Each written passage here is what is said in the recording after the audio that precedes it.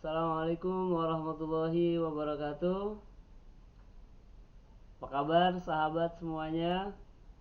Semoga dalam keadaan sehat. Hari ini istimewa. Saya Ali Maulana, pemilik channel dari Kelas Sukses, akan membahas suatu yang berbeda. Dimana perbedaannya yaitu buku yang akan saya bahas kali ini benar-benar buku yang baik menurut saya, dan ini merupakan mahakarya juga ya menurut saya. Karena apa? Saya sudah baca berulang-ulang, bahkan buku ini saya selalu bawa kemana saya pergi. Jadi setiap saya pergi yang jauh, saya selalu menyempatkan membaca buku ini. Oleh karena itu saya punya dua, edisi yang lama dan edisi yang baru. Nah, yang lama itu tadi buat saya bawa pergi, kalau yang baru buat saya di rumah. Ada dua perbedaan sih. Kalau yang edisi komplit ini yang baru ada beberapa penambahan isi bukunya, tidak terlalu banyak, tapi memiliki kelebihan ya, meskipun tidak terlalu banyak, tapi ini tulisannya yang terakhir ini justru bagus. Oke, baik, langsung saja ya. Buku apa yang akan saya bahas hari ini? Yaitu buku Sadar Kaya. Penulisnya adalah sudah tidak asing lagi, Pak Mardigu Wowi Prasantyo, atau biasa dikenal dengan Bosman Sontoloyo. Nah, belakangan ini beliau menjadi viral semenjak podcastnya bersama Deddy Corbuzier. Kenapa menjadi viral? Ya karena di dalamnya dibahas, beliau membahas bagaimana atau lebih singkatnya tentang virus corona gitu. Nah, di podcast itu sangat gamblang beliau menjelaskan. Silakan saja yang mungkin belum pernah mendengarkan, langsung ke YouTube-nya Mas Deddy Corbuzier. Oke, dari judulnya saja sudah keren kan? Sadar Kaya. Nah, kesadaran kemakmuran, sadar kaya yang banyak tidak dimiliki oleh orang-orang, yang terutama yang mungkin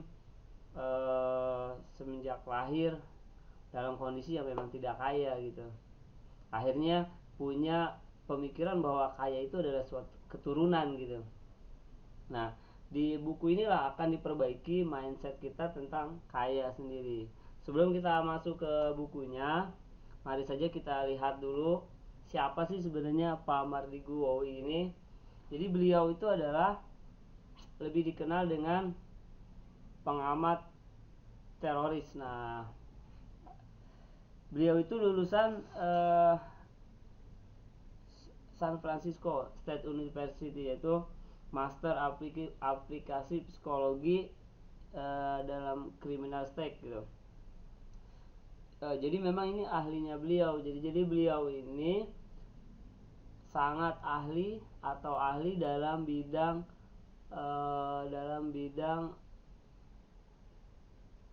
membaca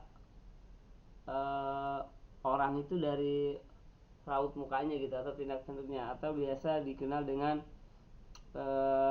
ilmu micro expression. Nah, itu jadi beliau tuh pernah mewawancarai teroris, pernah mewawancari banyak orang. Jadi beliau sangat tahu, sangat mengerti, dan sangat paham ketika orang mempunyai muka yang begini. Nah, ini orang ini berbohong atau tidak. Nah, itu beliau tuh. Jadi beliau itu adalah pakar micro ekspresi.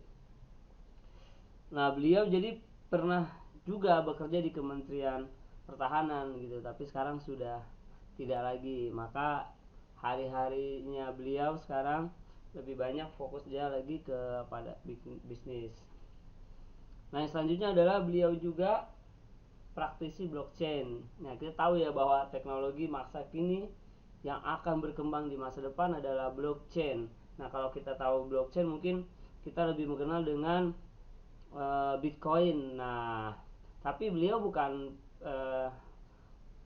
pemilik bukan pemilik Bitcoin, bukan. Jadi dari blockchain ini beliau mendirikan Sironium. Jadi Sironium itu adalah mata uang digital tapi punya punya alat tukarnya lagi gitu, atau punya jaminan. Contoh misalkan ketika kita beli blockchain ini ada jaminan emasnya gitu. Nah sekarang beliau kembangkan lagi dari Sironium itu menjadi dinaran. Nah dinaran ini adalah mata uang digital yang berbasis emas. Jadi kalau kita misalkan beli dinaran, nah itu maka standarnya emas. Jadi kalau emas naik, duit kita naik, kalau emas turun, duit kita turun gitu. Jadi dan ini pasti standarnya menguntungkan dong, karena emas itu harganya sangat stabil gitu. Jadi saat rupiah turun atau dolar turun, nah kalau harga emas kan naik terus gitu. Itu jadi, dan sekarang dari blockchain ini beliau juga punya Santara gitu. Santara itu adalah istilah gampangnya bursa efek UMKM gitu. Di situ banyak perusahaan yang listing di sana. Nah nanti kita bisa tuh beli sahamnya dari Santara. Nanti silakan aja yang mau lihat Santara. Keren lah, karena beliau ini memang pejuang, sangat berjuang untuk UMKM. Yang ketiga, ini beliau adalah pengusaha. Sudah jelas ya, beliau ini memiliki 32 perusahaan. Bahkan saya pernah baca di timeline iklan gitu, jika beliau mematikan keran gasnya, maka separuh Singapura akan gelap gitu. Nah ini yang keempat, ini sangat menarik. Beliau itu founder rumah yatim. Nah beliau mendirikan rumah yatim yang sampai saat ini masih berdiri, dan luar biasanya sekarang beliau tuh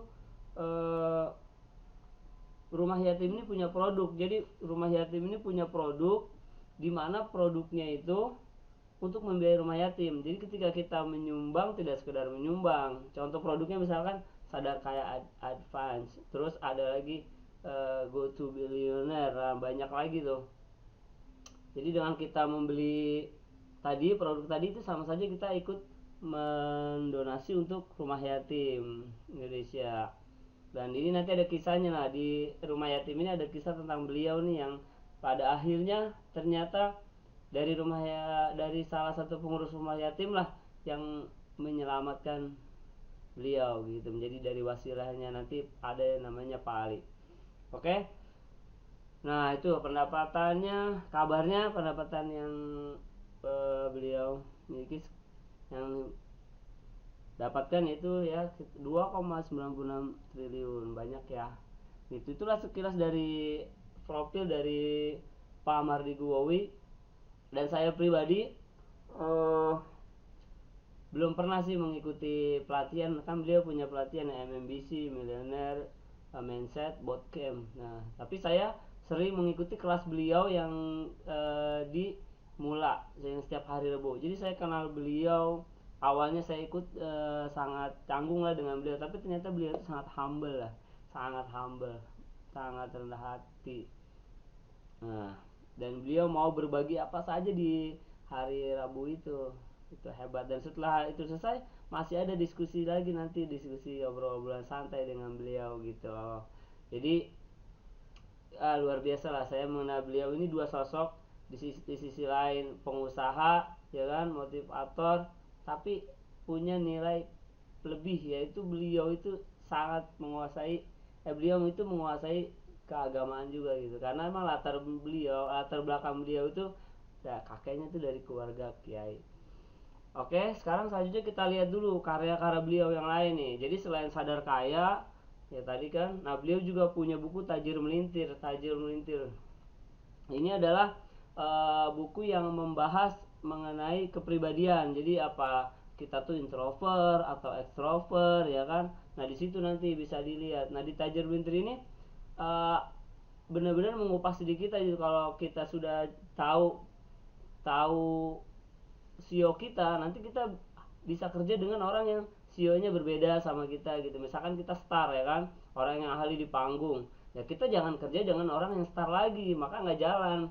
Maka kita harus kerja sama orang yang mekanik misalkan. Jadi ada yang konsep, kita yang star. Nah, itu kira-kira gitulah gambarannya. Terus ada lagi pengusaha nggak ada matinya, ada buku Berani Kaya juga, ada buku kisah yang sangat menarik juga nih, The Name Him Sontoloyo. Masih banyak sih karya-karya beliau.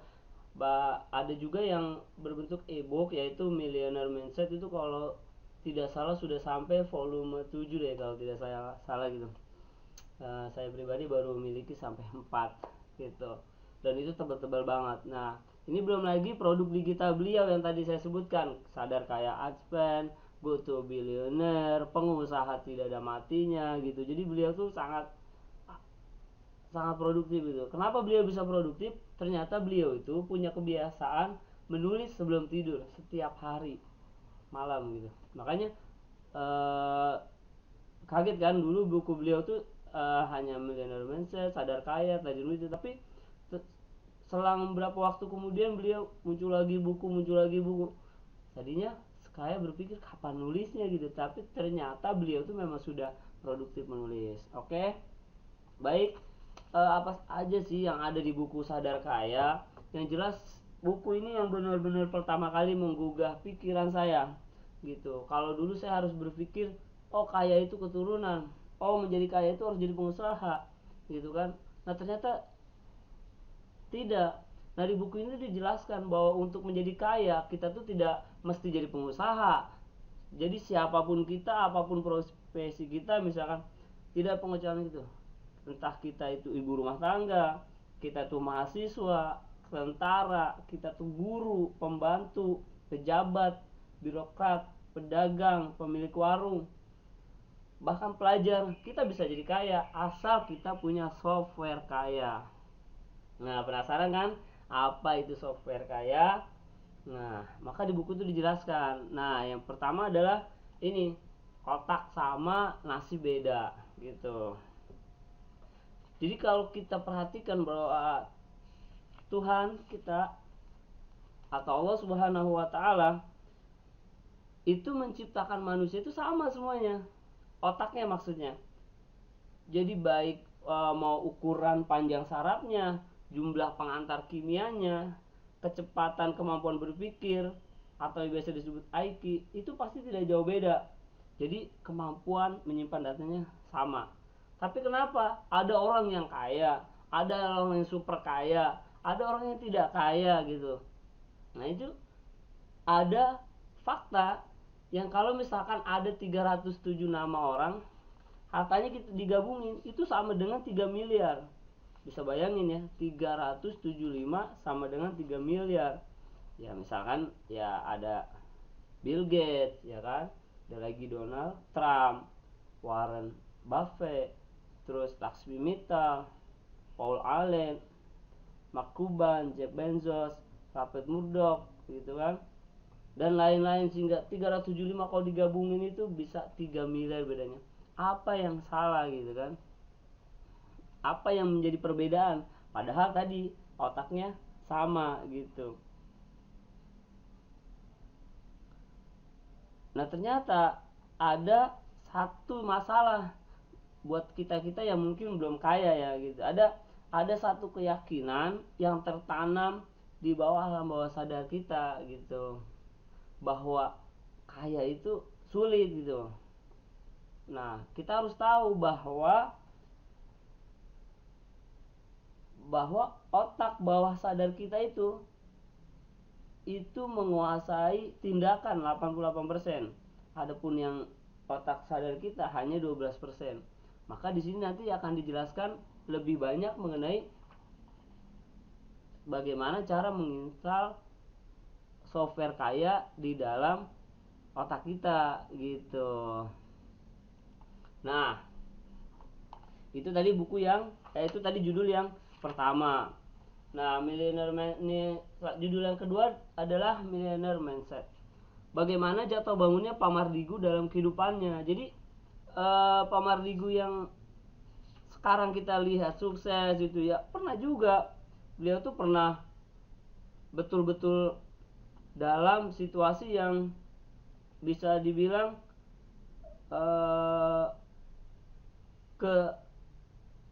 kesialan yang beruntun gitu. Jadi dari mulainya dia money changernya kecurian 2 sampai 3 kali ya kan, terus pernah berhutang ke bank gara-gara pabrik kapurnya di Cilengsi kena gempa juga. Nah, hingga itu menyebabkan beliau tuh bener-bener nggak punya apa-apa gitu, bener-bener nggak punya apa-apa, bahkan listriknya sudah padam atau diputus oleh PLN, ya kan, udah diputus oleh PLN. Belum lagi 2 anaknya juga sakit, tambah juga orang yang banyak untuk menagih utang. Nah, itu yang menyebabkan beliau akhirnya menyadari bahwa ada yang salah gitu kan, ada yang salah dalam cara dia menanggapi hidup gitu. Jadi kita seringkali melihat orang itu sukses ya kan, orang itu hebat, orang itu berhasil, tapi kita tidak pernah melihat bagaimana prosesnya orang itu gitu. Nah, itu yang jelas bahwa untuk menjadi sukses kita tuh memang harus melewati tangga-tangga kesulitan dulu gitu kan. Jadi bahasanya habiskan jatah gagalmu gitu. Nah, di sini di bagaimana jatuh bangun Pak Mardigu hingga meninggalkan kewajiban. Jadi ya Pak Mardigu itu ternyata adalah seorang yang sangat taat gitu, bahkan beliau tidak pernah meninggalkan puasa Senin Kamis, sholat tahajud gitu. Tapi di saat beliau terjatuh tadi, nah beliau sampai menyalahkan Tuhan dan orang-orang di sekitarnya. Akhirnya beliau tersadar ketika ada pertolongan dari Allah ya, nah tadi melalui Pak Ali. Nah, nanti ceritanya yang serunya ya lebih serunya lebih ya baca bukunya lah, lebih serunya lagi. Nah, kita lanjut ya, kita lanjut lagi ke bab berikutnya, yaitu jangan membatalkan doa. Nah, ini yang paling penting banget nih buat kita-kita yang merasa sering berdoa tapi kok nggak pernah dikabulkan gitu kan. Kita sering merasa, ya Allah sudah berapa kali berdoa tapi tidak dikabulkan. Nah, ini mungkin salah satunya. Jadi kita sering kali berdoa, kita sering kali minta kepada Allah, tapi di dalam hati kita ada keyakinan, ada timbul di benak kita keraguan. Nah, itu maksudnya mengcancel doa gitu. Apalagi misalkan kita minta doa yang memang sangat tinggi, misalkan ya Allah semoga besok dapat uang yang banyak, tapi di dalam hati kita apa mungkin, kan gue cuman kerja gue cuman ini ya kan. Ya itu membuat doa kita yang batalkan sendiri gitu. Oleh karena itu, tanamkan keyakinan saja bahwa Allah Subhanahu wa taala pasti mengabulkan doa kita gitu, dengan caranya tentunya gitu kan. Kan kita tahu ya bahwa yang namanya doa itu dikabulkan dengan 3 cara. Yang pertama adalah dikabulkan sesuai yang kita minta. Yang kedua, diganti oleh Allah dengan sesuatu yang lebih baik. Yang ketiga, buat simpanan kita nanti di surga gitu. Suatu saat nanti timbangan kita kurang, nah maka salah satu doa kita kan gitu. Nah, ini ya yang membuat saya tercengang pertama kali ketika membaca buku. Oh iya, ternyata seorang motivator yang waktu itu saya lihat hanya background motivatornya ketika beliau jangan membatalkan doa. Ini yang membuat saya, oh selama ini berarti saya sering berdoa tapi saya sendiri yang mengcancelnya gitu. Jadi saya ingatkan sekali lagi ya, nah gimana caranya buat keyakinan kita timbul, ya itu tadi kita mungkin dengan memperbanyak belajar tauhid lagi, tauhid bagaimana sifat Allah ya kan, bagaimana cara Allah mengabulkan doa kita gitu. Tambahkan keyakinan saja gitu bahwa Allah Subhanahu wa taala berfirman, "Ud'uni astajib lakum." Mintalah kepadaku niscaya akan aku kabulkan. Itu ayat Al-Qur'an, Allah sendiri yang berfirman. Nah, oke. Nah, kita lanjut ya. Lepaskan beban yang tak perlu. Nah, ini memang hal yang tidak mudah sih buat kita. Nah, kadang-kadang kita membiarkan hal-hal kecil, kebencian kecil, kebete-bete yang kecil banget kita simpan tuh di dalam hati. Padahal kalau kita simulasikan nih, kita megang pensil, pensil tahu ya, pensil itu kan sangat ringan dibanding kita memegang satu karung beras. Bisa dibayangkan kan, memegang satu buah pensil dengan satu karung beras. Tapi kalau kita bandingkan lagi, kalau kita memegang berasnya hanya setengah jam lalu memegang pensilnya tahunan, kira-kira mana yang lebih capek? Ya jelas megang pensil yang bertahun-tahun, apalagi tadi kita megang beras yang bertahun-tahun. Oleh karena itu, kalau kita mau sukses, kita harus buang tuh sifat-sifat yang sering marah, sifat dendam, ya kan? Atau ya karena selama kita marah itu efeknya yang negatif gitu, dan tidak akan masuk yang baik-baik ketika ada di dalam hati kita yang tadi jelek itu, marah-marah, memendam marah gitu.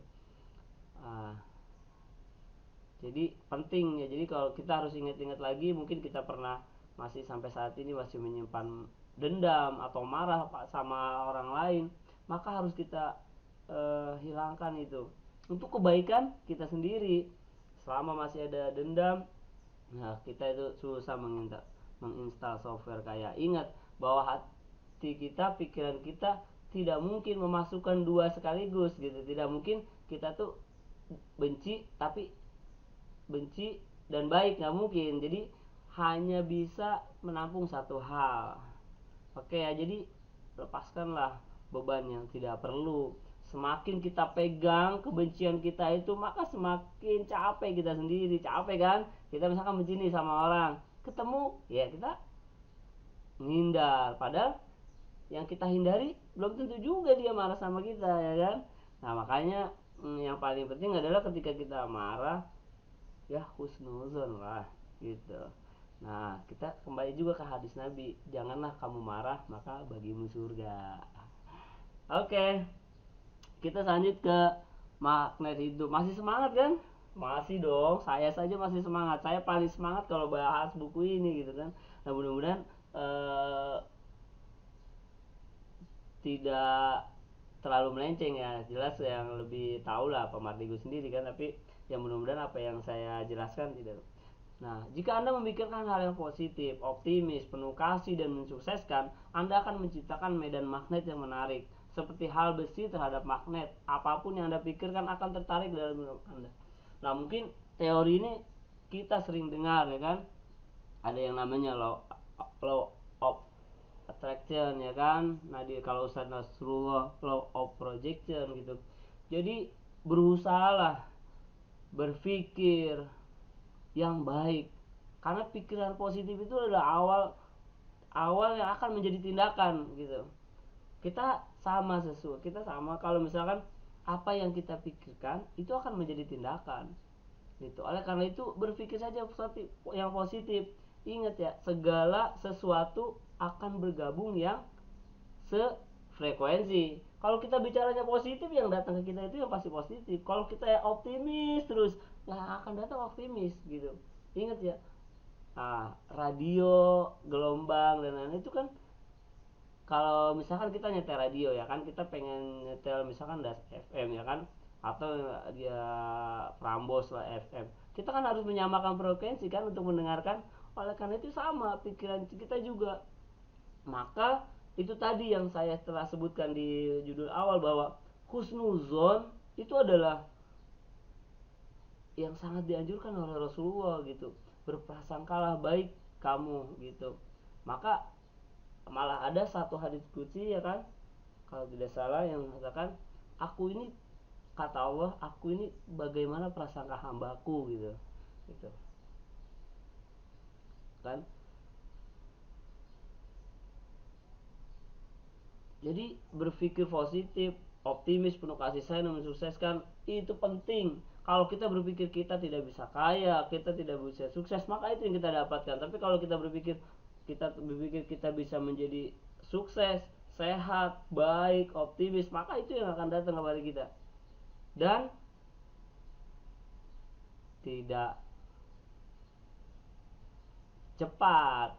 Itu harus ada prosesnya. Setuju ya? Nah, jadi ada magnet hidup dimulai dari berpikir positif. Oleh karena itu, biasakan kalau kita misalkan bangun nih di pagi hari ya kan, maka biasakan tuh kita mengulang kata-kata positif. Positif, aku baik, aku sehat, aku menarik, aku optimis, aku penuh kasih sayang, aku sukses.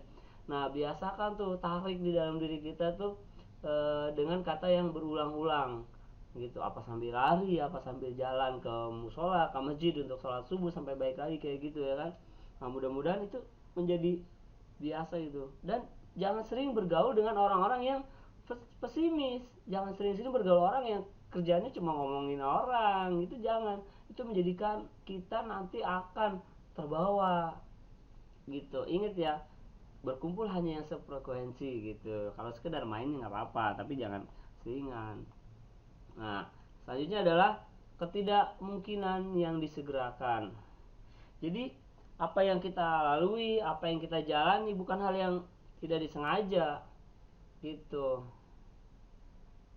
Jadi, ya tidak adalah yang hal yang disengaja, maka sesuatu itu memang ada sudah ada rule-nya, sudah ada jalannya gitu. Jadi, jangan pernah bilang, "Oh, kok saya udah ikut ini, saya udah ikut seminar ini, saya udah baca ini, tapi kok tidak ada perubahan ya, kok malah tambah bingung gitu." Nah, oleh karena itu kita harus tadi bisa jadi karena memang di bawah sadar kita, aplikasi sadar diri kita itu memang ada yang salah gitu. Ilmunya sih benar, tapi sekali lagi tadi ingat, alam bawah sadar mengontrol tindakan kita sebanyak 85%, sedangkan alam sadar kita hanya 12%. Jadi kalau ada pengetahuan yang masuk nih, contoh misal ada pengetahuan yang masuk, oh ternyata buat jadi kaya itu gampang, tapi di dalam diri kita, di dalam alam bawah sadar kita bilang kita nggak mungkin jadi kaya kalau kita bukan turunan. Ya itu belief system kita yang salah. Oleh karena itu, install dulu software kayanya. Jadi kalau ubah dulu keyakinannya gitu, jangan bilang oh kaya itu nasib ya kan, padahal uh, mungkin keyakinan itu tertanam dari sejak kita kecil ya kak. Ya mungkin karena kita bergaul dengan orang-orang yang punya pemahaman seperti itu, jadi oleh karena itu perbaiki dulu softwarenya. Nah, selanjutnya adalah memahat itu butuh waktu. Nah, kita tahu yang dimaksud ini adalah itu tadi, ketika sudah tertanam keyakinan di dalam pikiran alam bawah sadar kita bahwa nggak bakalan kita bisa jadi kaya, ya maka selamanya kita tidak akan bisa kaya. Dan ketika kita baca buku ini, apakah kita telah langsung berubah? Tentu tidak. Banyak hal yang harus kita pelajari lagi, banyak hal yang harus kita latih lagi. Kadang-kadang kita udah merasa latihan tiap hari, oh kita bisa sukses, dan plek aja ternyata ada peristiwa yang membuat kita, ya tuh kan gue tuh emang nggak bisa sukses gitu. Jadi memang butuh waktu ya kan. Kalau kita aja untuk membentuk tubuh kita, karena ada kita udah diet nih kan, seminggu 2 minggu kita diet, ada orang yang misalkan tiba-tiba misalkan ada perayaan kita makan, hanya besok makan 2 hari, dietnya 2 bulan, 2 hari balik lagi itu. Begitu juga dengan pikiran kita. Kalau pikiran kita dari kecil sudah terbentuk hal yang negatif, maka untuk merubahnya perlu latihan, bahkan lebih lama. Kalau di dalam buku ini memang ilustrasinya ada memahat patung sih. Nah, tapi kalau kita memahat patung jelas itu kelihatan, tak gampang kan? Gampang tuh. Atau kita melakukan sesuatu gampang. Tapi ini pikiran, nggak kelihatan wujudnya, hanya terasa aja gitu. Nah, oleh karena itu tadi ketika ada pikiran negatif, wah minimal kita istighfar lah gitu, istighfar, langsung balik ke positif. Oleh karena itu jangan juga sering mendengarkan lagu-lagu yang melo ya kan, lagu-lagu yang membuat kita tuh tidak bersemangat, jadi galau ya kan, jadi kebucin-bucinan gitu deh. Jangan. Jadi dengarkan lagu yang semangat. Itu jangan salah bahwa lagu itu juga sangat mempengaruhi laku kita gitu. Kenapa? Lagu itu paling cepat masuk ke dalam alam bawah sadar kita. Oleh karena itu kan ada kan teknik orang itu merubah pikiran manusia itu dengan teknik binaural gitu, dengan lagu dan musik gitu. Nah, termasuk yang dilakukan Pak Mardigu tuh di Sadar Kaya Advance-nya, beliau tuh membuat video dengan teknik binaural tadi tuh. Jadi ada musiknya. Nah, jadi jangan langsung ketika Anda baca buku atau mendengarkan ini besok lupa lagi. Kenapa banyak orang yang ikut seminar ya kan? Ketika seminar, wah termotivasi, wah besok gue jadi ini, besok gue jadi ini. Ketika pulang bingung lagi. Karena apa? Nah, biasakan bergaul dengan orang-orang yang positif ya kan, terus tanam positif, baca buku, baca Al-Quran, baca hadis Nabi. Jadi kita tuh terus termotivasi, jangan berhenti sampai di hari itu saja gitu. Nah, pilih yang Anda ingin pikirkan. Hukumnya Steve Susi mengatakan bahwa otak hanya mempunyai cukup ruang bagi satu pikiran setiap kalinya, baik itu positif maupun negatif. Nah, jadi ya kita tidak bisa memaksa. Kita tidak bisa memaksa orang lain itu memasukkan yang positif ke diri kita. Tapi kita bisa memaksa pikiran kita untuk berpikir yang positif saja. Gitu. Sama halnya seperti kita tidak bisa maksa tuh orang lain untuk menyukai kita, tapi kita bisa maksa diri kita untuk berbuat baik gitu kepada orang lain atau berpikir positif.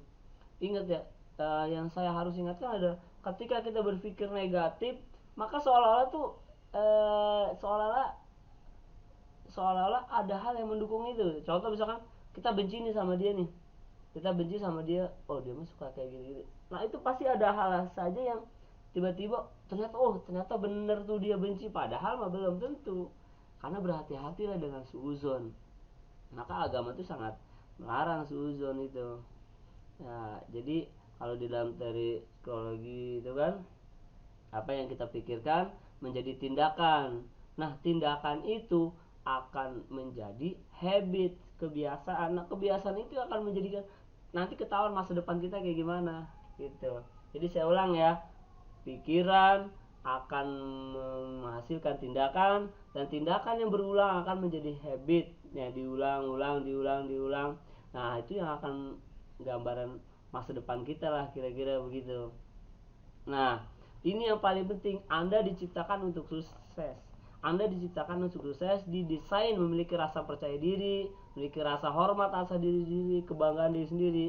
Anda adalah maha karya yang tidak ada duanya, tak ada sama persis dengan Anda. Nah inilah yang dimaksud dengan jangan pernah membandingkan diri kita dengan orang lain gitu. Kenapa? Setiap kita itu diciptakan unik. Kesuksesan kita ya berdasarkan diri kita, bukan orang lain.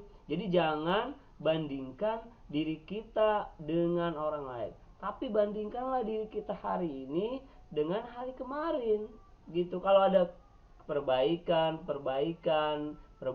nah itulah diri kita. Jadi kita harus yakin bahwa Allah Subhanahu wa taala tidak inginlah melihat hambanya itu yang susah gitu. Tapi seringkali kita yang membuat diri kita susah gitu. Karena apa? Yang tadi yang sudah terinstal di dalam pikiran bawah sadar kita.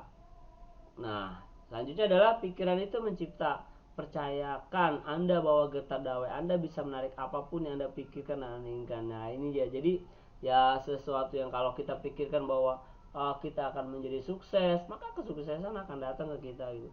Yang penting itu tadi, kuncinya adalah sabar. Kita harus tahu bahwa untuk menjadi sukses itu tidak instan. Bahkan mie instan saja, kan mie namanya mie instan kan, tapi untuk dimakan apa bisa langsung? Tidak. Mie instan itu perlu juga dimasak dulu, dikasih bumbu dulu ya kan, baru bisa kita makan. Jadi seinstan-instannya sesuatu instan, tetap ada proses bos. Nah ya kan, pahami cara kerja otak Anda, bagaimana manusia memenang dunia, memengaruhi tindak tanduk, hasil dan masa depan seseorang. Nah itu tadi. Jadi nah bagaimana software kaya ini ditanam. Nah itu caranya adalah, jadi sebenarnya di buku ini tuh intinya adalah bagaimana kita menginstal software. Jadi kan kita berumpama nih bahwa tubuh kita ini, badan kita ini adalah komputer, hardware-nya, ya kan? CPU lah bahasanya, CPU, ya kan? Nah, untuk kita menjalankan program perlu ada software gitu.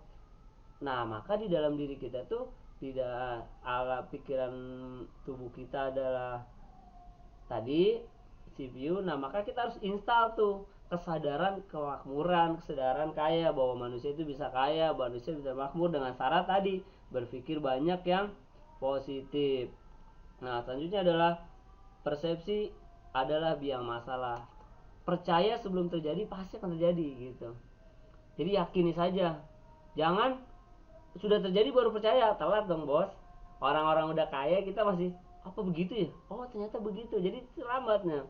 Sama seperti saya dulu juga kayak gitu. Ketika melihat orang apa iya bisa begitu. Tapi ketika orang udah jadi baru gitu. Harusnya kita yakini saja gitu bahwa Allah pasti ingin kita menjadi yang terbaik.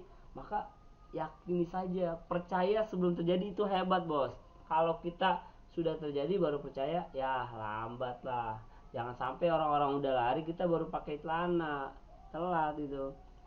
Nah, selanjutnya adalah melihat ke dalam diri.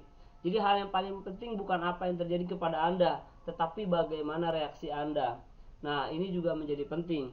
Contoh, ketika kita mendapatkan masalah besar, ya kan, kita dapat masalah besar, yang kita lihat adalah apa yang reaksi kita gitu, apa reaksi kita terhadap masalah itu gitu. Jadi jangan kita ngelihat masalah itu terlihat besar kalau reaksi kita yang berlebihan. Dan ingat, ketika reaksi kita berlebihan itu akan menurunkan secara otomatis rasa percaya diri kita bisa menyelesaikan masalah gitu. Jadi yang paling penting adalah bukan masalahnya, jadi bagaimana kita memandang masalah itu sendiri gitu. Jadi ini kalau ada masalah besar, yakini saja bahwa kita yang paling penting itu adalah tenang. Kita bisa ingat ya, kita kenal dengan Nabi Musa alaihissalam, bahwa beliau itu sangat ketika dilahirkan harus menghadapi berbagai rintangan ya kan. Dari mulai mau dilahirkan beliau itu kan sudah punya akan diancam dibunuh kan, bahkan semua bayi laki yang lahir pada waktu itu akan dibunuh. Dan terus beliau harus menghadapi Raja Fir'aun yang sangat kejam ya kan, yang sangat kejam. Dan tapi apa yang Allah ajarkan, doanya adalah Rabbi shrahli sodri wa yassir amri, ya Allah lapangkanlah untuk dadaku. Jadi kalau kita ada masalah penting tenang dulu. Kalau kita tidak bisa tenang, maka kita akan melihat seolah-olah masalah itu lebih besar dari kemampuan kita, lebih besar dari pertolongan Allah gitu. Tapi kalau kita melihat, kalau kita dengan tenang kita oh masalah ini memang besar, tapi Allah itu maha besar, bahwa Allah menciptakan kita juga pasti dengan kehebatan gitu, bisa macam-macam. Oh di dalam surat Al-Baqarah kan Allah tidak mungkin memberikan cobaan yang hambanya tidak kuat gitu. Jadi yang jelas yakini saja. Selanjutnya adalah dobrak mitos. Jadi ucapkan hanya kata-kata positif yang dalam diri Anda gitu. Jangan lagi aduh kita nggak bakalan kaya nih, orang begini-gini aja kok hidup kita, pencarian kita. Wah janganlah, buang jauh-jauh celetukan yang negatif, bahwa miskin lu. Kalau perlu hilangkan tuh kata-kata malas, kata-kata miskin, kata-kata bodoh gitu, ganti dengan kata tidak pintar ya kan, kaya ya kan, bersemangat gitu. Jadi kita harus dobrak mitos bahwa keyakinan banyak orang bahwa kaya itu hanya keturunan. Tidak, setiap orang bisa kaya dengan caranya gitu. Nah terus pertanyaannya, apakah saya udah kaya nih yang baca buku ini? Ya setidaknya saya memang belum kaya, tapi secara finansial ya, tapi secara pengetahuan, secara perubahan. Karena sukses itu bukan lihatannya dari kaya aja kan, karena sukses itu memang butuh proses gitu. Dan saya merasa saya sudah lebih kaya dari sekarang. Kenapa? Saya ngerasa ternyata Allah menciptakan kita tuh lengkap banget, benar-benar lengkap dan tidak ada yang kurang sama sekali. Nah Anda patut mendapatkan yang terbaik. Seorang yang memiliki kesadaran, kemakmuran yang tinggi menuju keluar hanya positif, kemudian menuju ke dalam lagi yang positif. Ini pelajaran bos buat kita. Jadi kalau ada sesuatu yang tidak mengenakan, ya kan dari orang lain, dari luar, kita harus melihatnya itu positif. Jangan pernah kita menyalahkan orang lain. Jangan. Jadi, nah, kita menunjuk keluar hanya yang positif, dan ke dalam diri kita juga harus yang lebih positif. Bukan, oh ini gara-gara gue nih, oh gue memang bodoh nih, aduh gue bego, atau jangan. Kita harus positif gitu loh, gitu. Jadi menunjuk keluar, kita melihat dunia luar, ya kan, itu semuanya kita masuk. Atau kalaupun itu negatif, kita ganti dengan positif. Contoh misalkan, aduh macet ini, jangan bilang macet, ya kan. Seperti diajarkan Ustaz Nasrul, jangan bilang macet, bilang aja nih padat banget gitu kan. Jadi ya usahakanlah kita melihat, kalau ada orang ternyata membuat salah kepada kita, jangan kita lihat kesalahannya, kita lihat sisi baiknya lah dia gitu. Kalau kita selamanya melihat sisi negatifnya, maka akan tertutup lah itu yang positif gitu. Apalagi untuk diri kita, kalau kita belum baik ya nggak apa-apa, tapi kita berusaha positif. Nah ini tadi yang saya setelah bahas. Jadi kontribusi pikiran dalam keseharian kita yaitu pikiran sadar 12%, pikiran bawah sadar 88%, dan ada yang tidak sadar. Jadi nah, pikiran bawah sadar ini tapi diinstalnya itu seringkali di masa kita kecil. Contoh, ada keyakinan ketika kita megang uang waktu dulu kecil kan, ih jangan, udah cuci tangan sana, uang itu kotor. Jadi seolah-olah oh kita tuh nggak boleh banyak uang gitu. Tidak langsung sih, tapi memang itu cara orang menginstal gitu. Oh jangan jadi kaya, nanti eh, kalau kalau orang kaya tuh sombong gitu. Nah itu juga eh, ungkapan-ungkapan yang tidak benar. Oh jangan jadi kaya, nanti kalau kaya tuh di akhirat susah di hisabnya. Padahal memang betul orang kaya itu akan dihisab dua gitu. Ya pertama akan ada pertanyaan dari mana ia dapat, dan kemana dia gunakan hartanya. Kalau kita dapatnya halal terus kita gunakan buat kebaikan, toh nggak ada masalah kan. Jadi jangan membuat, nah jadi kita harus membenarkan ungkapan-ungkapan yang tadi itu salah. Nggak bisa tuh kita jadi orang kaya, itu mah kaya mah turunan ya kan, ya malu orang tua kaya kita kaya gitu. Jadi kita harus hilangkan itu, dan untuk menginstal bawah sadar harus dengan caranya. Nah itu pelan-pelan kita baca ya kan. Dan cara yang paling enak sebenarnya yaitu tadi kita bergaul kepada orang-orang yang ya sudah kaya gitu. Ingat ya, tapi bukan berarti kita tidak bergaul dengan yang lain, tidak juga, tapi porsinya lebih banyak. Karena biasanya orang-orang kaya punya kecenderungan mereka males ngobrol nongkrong sama kita kalau kita nggak ada gunanya. Maksudnya kalau hanya membicarakan persoalan teman kita, nggak mau mereka maunya ngomong bisnis ya kan, ngomong saham. Jadi oh yang masuk ke kita tuh emang yang benar-benar kayak gitu. Tapi ingat jangan terjebak kepada cinta dunia ya. Nah jadi di dalam keilmuan yang paling bagus itu adalah ketika kita ingin berzuhud, jadi tidak cinta dunia, tapi bukan berarti kita jauh dari dunia bos. Karena apa? Orang Islam itu memang harus kaya. Ketika kita kaya, kita setidaknya bisa mengangkat harkat martabat saudara kita ya kan. Kita bisa mengangkat martabat agama Islam. Apakah kalau tidak kaya tidak bisa? Bisa, jelas bisa. Tapi ini hanya penambah surplus aja gitu. Jadi jangan sampai ada anggapan, oh kalau orang Islam itu harus miskin. Jangan. Jadi harus banyak orang-orang kaya di kalangan Islam supaya lebih berjaya lah gitu agama Islam ini. Aduh, masih banyak lagi hal yang ini. Yang terakhir, yang penting hardware itu buatan Tuhan. Kita punya otak, punya hati, itu buatan Allah Subhanahu wa taala, ya kan? Tapi software itu buatan manusia.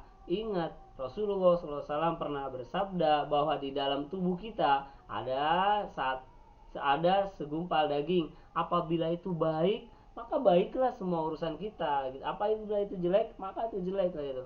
Nah itu makanya. Nah dan ingat lagi bahwa Allah tidak akan merubah nasib suatu kaum sampai dia memperbaiki nasibnya sendiri, dan itu adanya di hati, Bos. Nah, mungkin di sini disebutnya dengan alam bawah sadar, saya lebih suka menyebutnya dengan hati.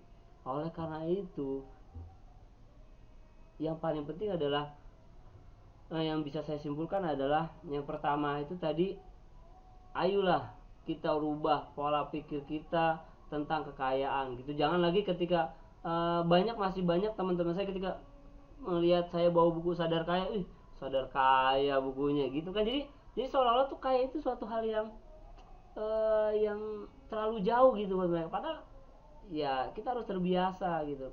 Bukan saya ingin mengajarkan kita untuk cinta dunia, bukan. Sekali lagi, kita ingin menjadi umat ya kan yang bermanfaat bagi orang banyak, Bos. Hidup kita ini bukan tentang bukan tentang diri kita, tapi kesenangan itu bagaimana kita senang, orang lain ikut senang. Kalau kita doang senang sendiri, ya kita mau jadi manusia yang seperti apa kalau gitu. Jadi kesimpulannya adalah, nah saya juga masih belajar tentang bagaimana cara berpikir yang baik, cara berpikir yang tepat gitu. Jadi ya kita sama-sama belajar lah. Mudah-mudahan buku ini sangat bermanfaat. Buku ini bermanfaat bagi yang lain, gitu kan. Yang jelas kalau jelas saja penjelasan saya mungkin tidak cukup, tidak akan pernah cukup. Jadi ada baiknya kunjungi saja YouTube-nya Pak Mardigu langsung bisa. Dan terus beli buku ini Sadar Kaya dan jadikan ini teman Anda sehari-hari. Jadikan seolah-olah tuh Pak Mardigu ada di samping kita. Oke, terima kasih sahabat semua mau mendengarkan saya. Terima kasih, semoga kita bisa menggapai kesuksesan, dan yang paling penting adalah kita menjadi manusia yang bermanfaat bagi orang lain, karena itulah tujuan hidup yang sebenarnya. Amin ya rabbal alamin. Hanya itu yang bisa saya sampaikan. Terima kasih. Assalamualaikum warahmatullahi wabarakatuh.